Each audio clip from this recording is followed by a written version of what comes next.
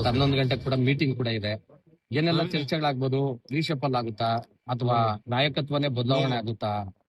ಏನಾಗ್ಬೋದು ಮೇಡಮ್? ಈಗ ಗೊಂದಲಗಳ ತೆರೆ ಬೀಳುತ್ತಾ ಇವತ್ತು? ಗೊಂದಲಗಳೆಲ್ಲ ಏನಿಲ್ಲ. ಇದು ಒಂದು ವ್ಯಯಮಾನ. ಎಲ್ಲ ಒಂದು ಸರ್ಕಾರ ಯಾವುದೇ ಪಕ್ಷ ಬಂದಾಗೂ ಈ ಎಕ್ಸರ್ಸೈಸ್ ನಡೀತಾನೆ ಇರ್ತದೆ. ಆಕಾಂಕ್ಷಿಗಳು ಎಲ್ಲ ಹಂತದಲ್ಲೂ ಇದ್ದೇ ಇರ್ತಾರೆ. ಹಾಗಾಗಿ ಹೈಕಮಾಂಡ್ ವೆರಿ ಸ್ಟ್ರಾಂಗ್ ಇರೋದ್ರಿಂದ ಅವ್ರು ತೀರ್ಮಾನ ಮಾಡ್ತಾರೆ. ರೀಶಫಲ್ ಅಂತೂ ಇನ್ನ ಪೆಂಡಿಂಗ್ ಇರೋದ್ರಿಂದ ಎಲ್ಲದಕ್ಕೂ ಒಂದು ತಿರು ಸಿಗ್ತದೆ. ಅಲ್ಲ, ಸಾಕಷ್ಟು ಗೊಂದಲಗಳು ಕೂಡ ಇತ್ತು ಕಾಂಗ್ರೆಸ್ ನಲ್ಲಿ. ಇವತ್ತು ಗೊಂದಲ ಅಂತಂದ್ರೆ ಅದು ಒಳ ಇದ್ದೇ ಇರುತ್ತಲ್ಲ.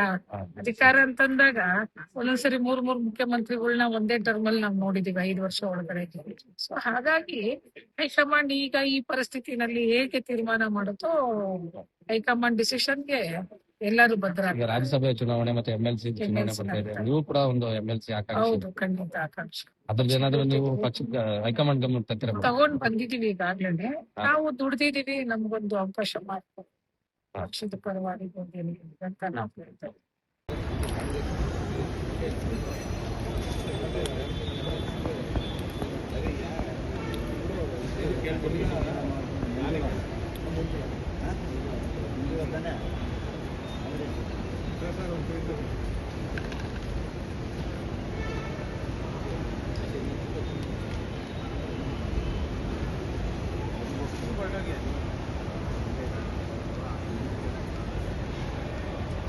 ನೀವು ಸಣ್ಣ ಆಗ್ಬೇಕಲ್ವಾ? ಅದು ಒಂದು ಉತ್ತಮ ಆಹಾರದಿಂದ ಸಣ್ಣ ಆಗ್ಬೇಕಲ್ವಾ? ಪ್ರತಿದಿನ ನಮ್ಮ ಜೀನಿ ಸ್ಲಿಮ್ನ ಯೂಸ್ ಮಾಡಿ ಯಾವುದೇ ಸೈಡ್ ಎಫೆಕ್ಟ್ ಇಲ್ದಂಗೆ ನೀವು ಸಣ್ಣ ಆಗ್ತೀರಾ.